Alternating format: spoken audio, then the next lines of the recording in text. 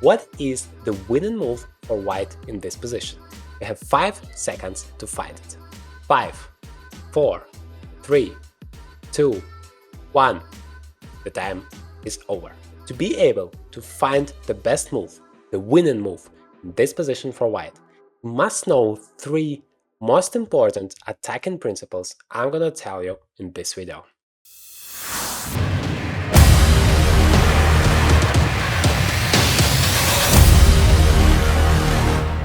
What's up, chess player, and welcome to the Journey to Grandmaster, the place where you can improve every single aspect of your chess game. And I have reached this position in the tournament game of the Cranky Chess Open I have played together with Magnus Carlsen, Dean Lorraine, Richard Trappert, and so many other incredibly strong Grandmasters. Now, let me walk you through this game, explain you how I reached this winning position, and of course what you need to know to be able to find the best move in this position, all of the similar positions you are gonna definitely get in your own games, so that you can walk away out of this video a much stronger chess player. While Magnus Carlsen was chilling on the stage of the tournament, because let's be honest, he doesn't need to chase the Grandmaster norms, he's already a Grandmaster, why does he need to care? I was somewhere there in the playing hall trying to score my third victory because, well, you need to have a very good start to get even chances to reach a Grandmaster norm. I was playing as white against a pretty strong opponent. I started with d4 because I want to get the control of the center. It's very important if you want to beat your opponents to use the white color because you have this extra move and you absolutely need to use it. At least I recommend you do it. You need to be as active as possible from the very beginning of the game. My opponent plays knight to f6. I continue with knight to f3 because I consider it to be the most flexible move, and depending on what my opponent's gonna do, g6 or e6, I'm gonna decide what to do next. My opponent plays e6, and now I'm playing the move c4. This is the most active move. My opponent plays bishop to b4 check, which is called the Bogo Indian defense. And most of the guys are playing here bishop to d2. This move is blocking the check, then the bishops are going off the board, and white still has a slight advantage thanks to a better center pawn structure. But instead, I wanted to get a sharp game, because I wanted to attack, I wanted to outplay my opponent here. So I played the move knight b to d2. It's like a more tricky option, not the main line. I, in general, don't love playing the main lines, because, well, your opponent is prepared for that, and I want to just get away out of that and get a playable position where I can just outplay my opponent. By the way, Magnus Carlsen is famous for doing just like that, but of course on his impossible star level. Anyway, my opponent plays b6. Now, of course I can play a3 immediately and ask a question, what do you do, mister? Whether you take on d2 and then I get a pair of bishops, or you just go back and then, well, you kind of lose time, even though my knight on d2 is also not perfect. I would be happy to have it on c3 instead, but at least I get rid of this bishop. This is a possible way to play. Instead, I wanted to play e3, and this is a very useful tip for you. If you play a3, well, you immediately remove the pressure from your opponent. He needs to make a decision whether he takes or goes back, and then he continues living his life. But if you don't do that, then he constantly has this pressure. He constantly has to think whether you're gonna play a3 or not. I mean, this is like a headache he has to care about. So remember that, please. Threat is more dangerous than the execution. So I'm not playing a3, but I'm kind of threatening it every single move, and my opponent needs to worry about it. He plays bishop to b7, just continuing the development. I do the same, I bring my bishop to the center. So of course, in the opening, you must religiously focus on the development. You need to develop all of your pieces as fast as possible and as active as possible. Like, yes, bishop d3 is developing the bishop, bishop e2 is developing the bishop. But on d3, the bishop is much more active, controlling here the long diagonal, and of course, helping me to prepare the move e4. If I'm gonna be able to play the move e4, I would be like the happiest guy on the planet. Well, except for Magnus Carlsen, he's already a Grandmaster, you remember. Anyway, my opponent castles here, and unfortunately I still cannot play e4 because of the spin. My opponent is just gonna grab that pawn. So I castle as well. And now I really threaten to play e4, because even if my opponent takes the knight, I can just take it back with a second knight, still protecting the pawn. That is why exactly now my opponent plays the move d5. He wants to block that opportunity. I'm playing the move queen to c2, just going on with my idea. Maybe e4 is still possible, and I have an additional opportunity. Maybe I want to play c5, and then this bishop is going to be kind of stuck there. So at least you need to be worried about that as black, and that is another advantage of not playing a3 early on. My opponent plays knight b to d7. So here is the moment where I start my attack. Remember, I promised you the three most important attacking principles don't go away, they are coming. Here it goes on. So I'm kicking away this bishop. Finally, it's time for me to get rid of it. And the bishop goes away. And I don't stop there. I play b4. So of course, like a very important thing if you want to attack in chess to be as active as possible, you need to get some initiative. You need to have one part of the game where you want to play, and you need to be more active there, having more space, more pieces to get the initiative and then use it to destroy your opponent. That is like a general plan.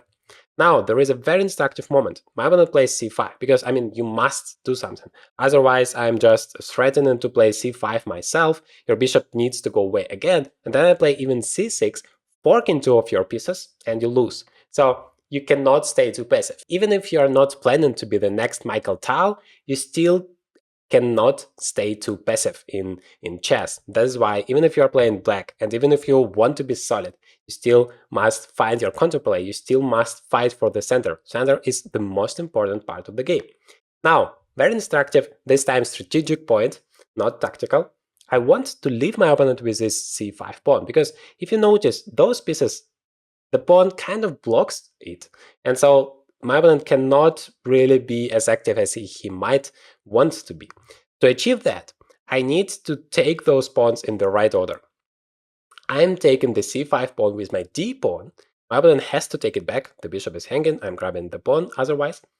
And then I'm not taking it because it's gonna simplify the position and make life much easier for my opponent. And remember, we never want to do that.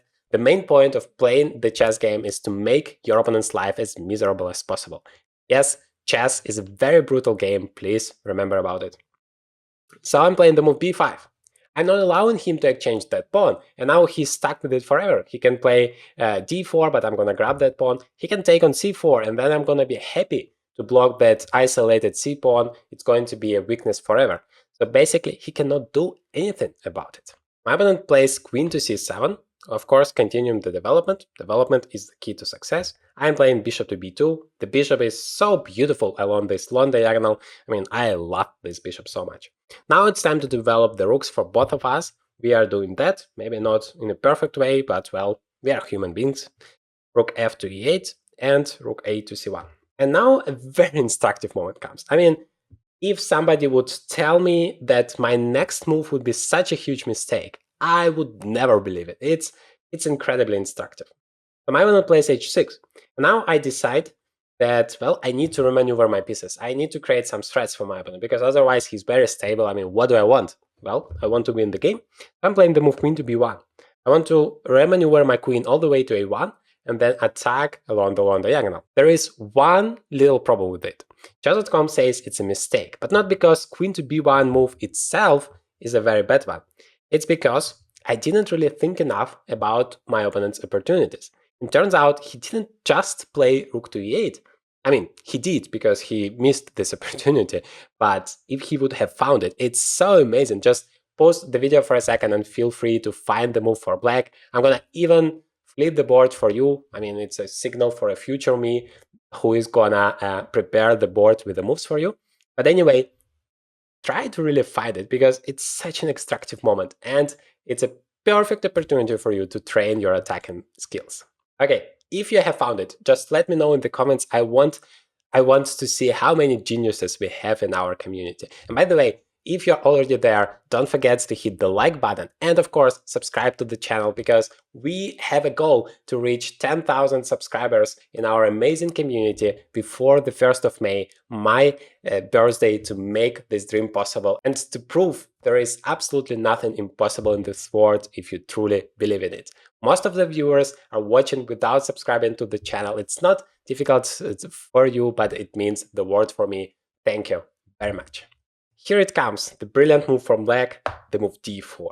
I mean, if I would have seen this move happening on the board, I would be so devastated. It turns out I'm just in trouble here, just in big trouble as well, just making this one mistake, developing all of my pieces, doing everything correct, and then ignoring this golden principle, like watch out for your opponent's opportunities. This is so horrible. The justification behind that, well, if I don't take it, I'm basically in trouble because my opponent is just going forward and it's not to stop him. But if I take the pawn, it's even worse than that. Can you imagine? Because my opponent just takes it. First of all, notice there is nobody on c5 anymore. That was my dream, to keep this pawn alive on c5 so that those pieces cannot come. Now this knight is coming to c5 and it's not good news. It's just gonna destroy me. Now, the worst thing is I cannot take the d4 pawn back. Because if I take it with the knight, then obviously there is a h2 pawn hanging there, king goes to f1, I mean, he just plays knight to c5, so beautiful, his pieces are perfect, and I'm so stuck on the queen side, whereas my king is in trouble. I mean, this is just a nightmare. But if I take with the bishop instead, which would be of course such a desirable move, then suddenly he just plays e5, he's attacking my bishop, the bishop goes away, he plays e4, forking my pieces, and I am a piece down. I mean, that is hilarious, and d4, that would be just a devastating move. And you always and always must watch out for such an opportunities in your own position, not to blunder like I did. Anyway, my opponent wasn't Magnus Carlsen, so he didn't play the move d4, instead he just played knight to g4. And I was a little bit surprised with this move. I was like, what the hell do you want from me? Just go away. Let me play h3. Yeah, I understand you attack the pawn, but otherwise, what do you want from me? Turns out he just wanted to remaneuver his knight to the center of the board and exchange a pair of pieces. But I don't care. I played bishop to e2. Yes, you can take the knight. Then I take it back with the knight. You cannot play knight e5 again. And yeah, basically there is no way. And then it's very difficult for black now to continue the right plan. This is, by the way, what differentiates a very strong chess player from a good chess player. Like, yes, everybody can learn and master, by the way, definitely do that, those key opening principles like developing your pieces, focusing on the center. This is exactly what my opponent did. But the question is, what do you do next? And here is where low-rated players cannot really do that. I mean, he was like 2300 rated. He's pretty strong, but he couldn't really find the right plan. He played queen to b6, apparently with the plan to play bishop b8, queen to d6, and then try to checkmate me. But it is so slow. Like such a plan can never work in chess. You need to be fast enough. You need to calculate the number of moves you need and try to find what your opponent can do meanwhile. Well, I played queen a1, just continuing my plan. My opponent plays f6. Well, that was his idea to support the knight. But now I'm going for it. I'm going for the attack because I have the initiative and I must use it. This is like the golden principle. It also perfectly applies to the attacking principles. When you have the initiative, you must use it. It's not like I have an extra pawn or extra piece. I just have a little bit of advantage in terms of my piece's activity. If I don't use it, it's gonna disappear. So I do it right now. I do it with the move knight to h4. And it breaks like one of the most obvious chess principles. The knight on a rim is dim. So I was a little bit scared to make this move. But it really helps me because I free additional resources for my attack. I want to play f4 and get rid of that knight. And now my opponent just couldn't handle the pressure anymore. He plays d takes c. This is a move I have been dreaming of. I mean, this is a perfect one for me because it opens up the d file for me, and once I jump with my knight to c4, it's going to be with a tempo, it's going to be a hilarious move. So, of course, I don't take it immediately. I first play the move f4 to kick that knight away, and then I take the e4 pawn with my knight. So here it comes. The first most important attacking chess principle I want to share with you today. My opponent plays queen to c7. Bring all of the pieces into the attack. Now, if you look at the position, pretty much all of my pieces are attacking. The knight on c4 is just my best star incredible piece. Bishop on b2, queen are active along the diagonal. The rooks are perfect along c file and d file. That knight on h4, even though it feels like it's on the side, it's actually very active. The only guy who is not doing anything is this bishop on e2. So I decided I want to improve it. Bishop to h5.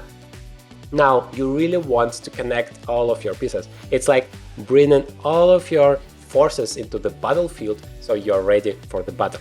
The more pieces you have in the attack, the more opportunities you're gonna have, the higher chance is that the tactics are gonna work for you. So please remember about it, not just two of your pieces, not just a bunch of them, but your goal should always be to connect every single piece into the attack. If you're gonna start do it, just remember you're gonna play so much better. You're gonna have so many additional opportunities that you didn't have before when you're just trying to take your queen, your knight, and well, figure out something out of it. My opponent plays bishop to e7, and now comes another just hilariously instructive moment.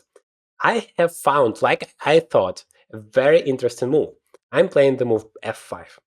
Now I'm attacking that pawn, and the idea behind that is you cannot take it, because if you do, then I'm just taking the knight on f7. Once you take it back, I play queen to a2. I create this discover attack, and there is absolutely nothing you can do about it because g6 is covered. If you play knight f8, I still can play knight g6 or knight g6 and then knight g6 checkmate. I mean, this is hilarious. Otherwise, I want to play knight to d6 check or knight e5 check and just win all of your pieces. So this is completely winning for white. So the pawn is untouchable. You also cannot play e5 pretty much for the same reason. But it turns out Black has a tremendous move here, and white is not better anymore. Can you find this move? I mean, this is another point when it's just beyond my understanding. It's so complicated, but it's high-level chess, and of course, I want to not only tell you how beautiful I play, no, I want to show you my mistakes. I'm not perfect at all, and I miss my opponent's opportunities. This is like the second and most important attacking principles. Every time you attack, always watch out for your opponent's moves. Like, never make a move without thinking what your opponent can do. And remember to start with the most active opportunities. Yes, we do it for ourselves, we are going to talk about it later on, but we also do it for our opponent. The most active opportunities are checks, captures, threats, and active moves. Always think about it. Always think, once you make your move, can my opponent give me a check? And normally I'm pretty good with checks. I always focus on the checks, because if you blunder one dangerous check, it could be game over. Very important. Then captures. This is something I miss more often than the checks, because it's not that dangerous, but still I have checked it here, no problem. Then the threats. And here is the moment it becomes tricky, because threats are not always that obvious. You're not going to believe what's happening here. The right move for black is knight g5, just forgetting about that rook. And let me tell you something. After bishop takes e8 and rook takes e8, this position is just lost for white. Just deadly lost for white. I mean, can you imagine that? It turns out that white's attack is over. Yes, we have won the exchange, but black now has this beautiful bishop without any opponent that is staring at that g2 pawn. Black has this queen on c7 that is about to come to g3, attacking the knight and creating checkmate threat. And black has this knight, which is perfectly placed on g5, ready to crash with knight takes h3 check immediately. And so they say if you have at least two more attacking pieces than your opponent has defenders, then you're good to go. And here black has three attacking pieces, very strong ones, and white has just this one little knight to defend, which is not enough, and white is busted here. Fortunately, my opponent wasn't that smart, he didn't realize it, and he played knight to f8, just protecting the pawn. So another principle is always start with going forward, and only if you have absolutely no opportunity to go forward, then consider moves back. So what do? Well, my whole idea was to exchange that pawn to get rid of it. First of all, it's weakening the entire diagonal here, a2, g8, and also to get this f5 square for my knight. And I need it for two reasons. First, I want to make this knight as active as possible. I want to attack. I mean, look at how many squares this knight is controlling. But secondly, this knight is a very important defender because it covers the g3 square and the queen cannot go there. That is why it's a multi-purpose move. It attacks and defends simultaneously. Always try to make multi-purpose moves if you have such an opportunity. My opponent plays rook e to d8 because he wants just to exchange as many pieces as possible. It's logical. When you're defending, you want to exchange stuff, and then it's going to be simpler for you to deal with this threat. Big thank you to the sponsor of this video, the Chestnut company, which is providing this beautiful Chestnut Evo board for me for the purposes of this analysis. It's extremely useful because you can just analyze all of your games, all of the positions, and save it in the PGN formats to take a look later, which you can never do with a simple board. It has so many interesting and useful functions. I have made a complete review about it, and if you want to take advantage of the special offer and get a huge discount and buy one of the Chestnut products, this is just one of them. They have different ones to offer you depending on your preferences. So if you're interested, just use the link in the description to take advantage of this amazing offer and get a huge discount. Well, I'm playing queen to a2. That was my idea, to use that weak diagonal. My opponent just takes here on d1. I take it back. And now he plays rook to d8. He wants to exchange even more stuff. Now we are coming to the starting position of the video. And we need to find this absolutely fantastic move for white. How white can win here? Well, first of all, we start with the most active opportunities. Checks, captures, threats. Like always and always and always. Because if you don't do that, you're risking missing the best chances you're going to ever have on the chessboard. Now, I only have two checks which are pretty reasonable here. Bishop takes f7 and knight takes e7. Both of them are just exchanging pieces. Bishop takes f7 is exchanging the bishop for a knight, and then after king takes f7, seems like I don't have anything, everything is protected in the black's camp, so I just exchange my bishop for my opponent's knight. Please, never, ever exchange your bishop for a knight without a very good reason. They might tell you, well, bishop is equal to the knight. It's just wrong. Never believe anyone who says that. The bishop is stronger when there is such an open position. The bishop is always stronger.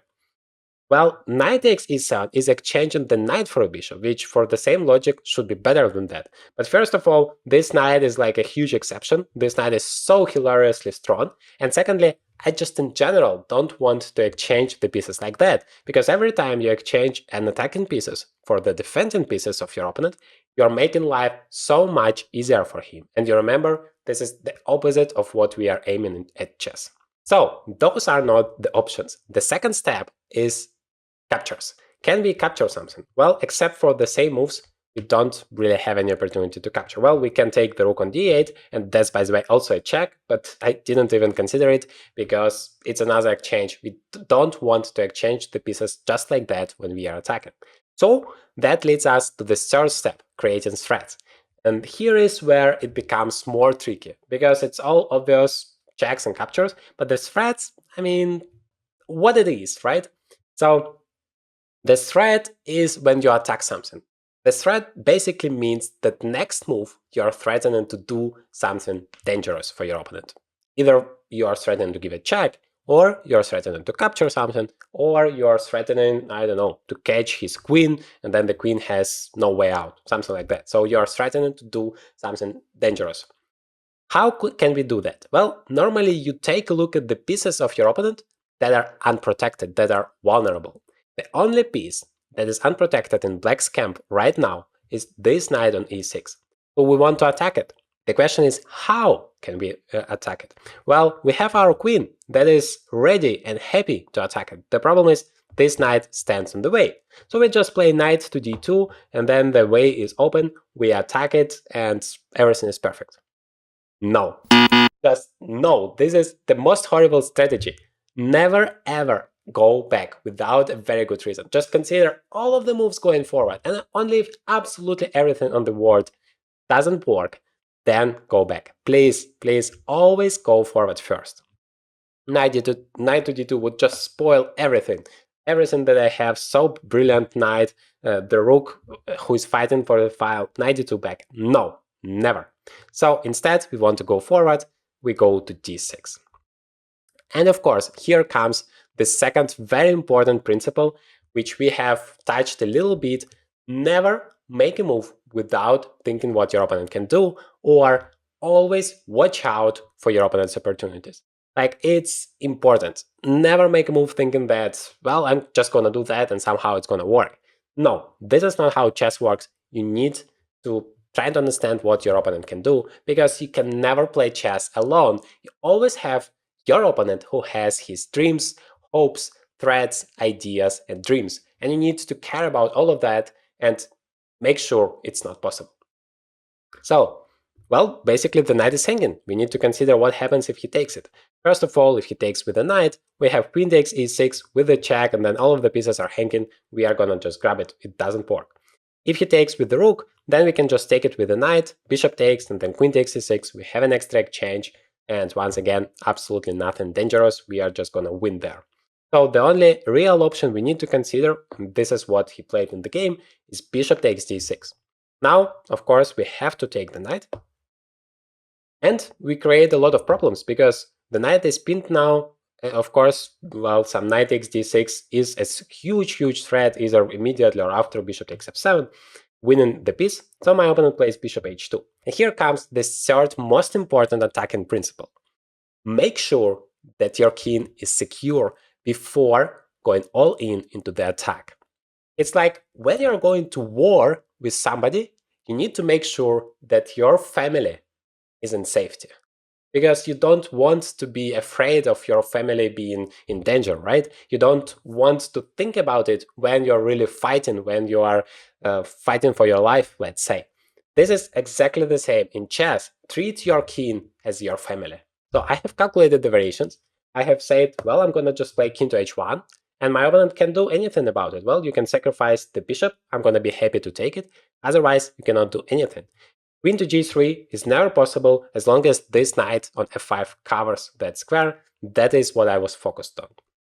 My opponent took my rook. Remember, that was his dream, to exchange more stuff. And then he played king f8. Just getting rid of the pin and saying that, well, the knight is ready to jump somewhere and maybe it's not that bad. But here I found the brilliant move. I mean, chess.com doesn't agree that it's a brilliant move, but I hope you are gonna do it. Because once I saw it, I was thinking like, oh my god, this is it. This is the brilliant move. Feel free to pause the video for a second and find it for yourself, because for me, it feels amazing. Once I saw it, I was absolutely amazed by it. This is the move b6. Just sacrificing this pawn. And why? Well, just because I want to open up the diagonal. Just because I remember the first attacking principle. Use all of your pieces. Bring all of them into the attack. This bishop is doing absolutely nothing on the d1, so I want to bring it into life, and a4 would be the best square to do it. Because, well, I'm creating checkmate threat in one. If you take pawn, that is exactly what happens.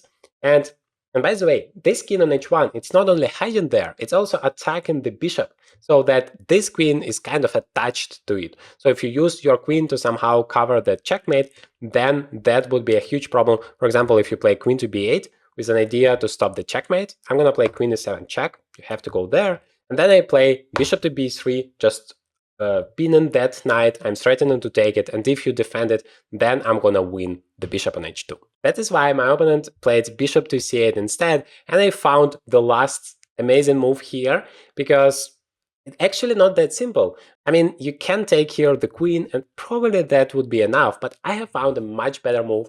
Feel free to pause the video for a second to find out whether you can do it or not. If you're gonna ask me how to find it, well, I'm gonna tell you.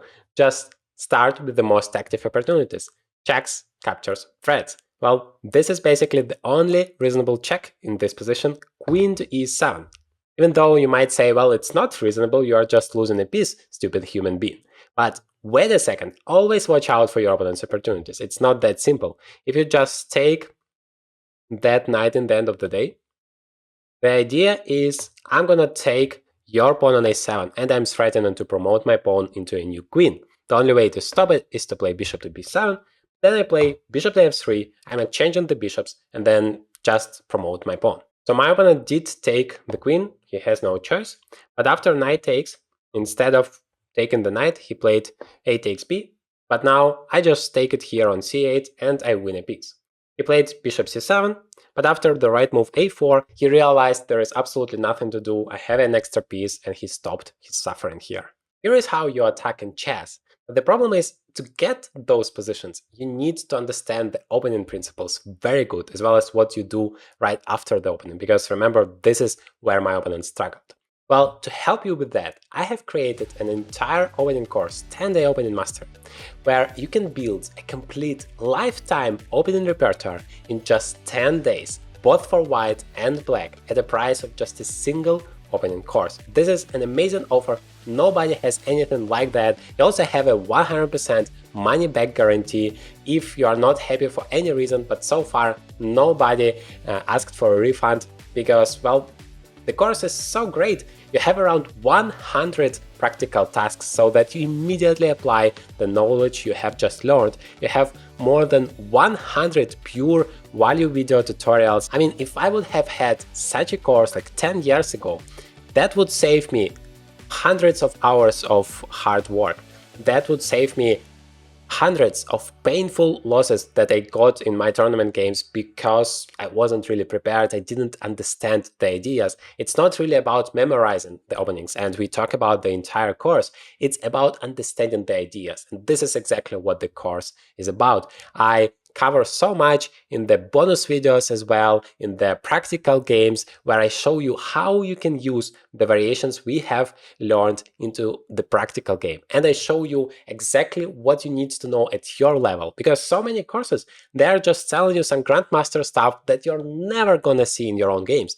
Instead, I focus here on what you need at your level, what you're really gonna face in your games. And I focused really much to make it a holistic opening repertoire, so everything fits together, not like you're taking one opening from here with one style and one pawn structure, and then another opening from here, and they don't fit together at all. This is what happens if you're trying to build a repertoire on your own, watching thousands of different YouTube videos or buying thousands of expensive courses on Chessable, let's say, because they have different people who are in charge, they have different openings they are teaching you, and then you just don't get all of those concepts. It's basically impossible, especially if you don't have hundreds of hours to learn it. Instead, I'm making it possible for you to build this opening repertoire, to master the openings for many years to come inside of just 10 days. But I mean, if you don't want, you don't need to do it in 10 days. You can do it at your own pace. You have the lifetime access. Just whenever you have time, you can come back to the course. You also get access to the private community of our members, where you can ask any questions, and I'm gonna be there daily to answer it so that you have all support you need with the course. Take a minute to visit the website, to watch the free tutorials. You don't need to do anything, absolutely, just go there and watch the tutorials, how you can get a fantastic position as white, how to outplay your opponent, everything completely for free, and then you're gonna understand whether it's something for you or not. And remember, it's always risk-free. You can get your money back if you don't like it. Read the reviews to understand what people of different levels are saying about this course, whether it's something for you if you are 800 rated level, or if you are 1500 level, or even if you are 2000. We have people of all levels and everybody seems to be happy because I did my best to make sure that everybody could take something according to their level. Now, to give you a good impression of what to expect, in this video I have prepared for you a fantastic opening for black that you can master inside of just a few days and just crush your opponent completely.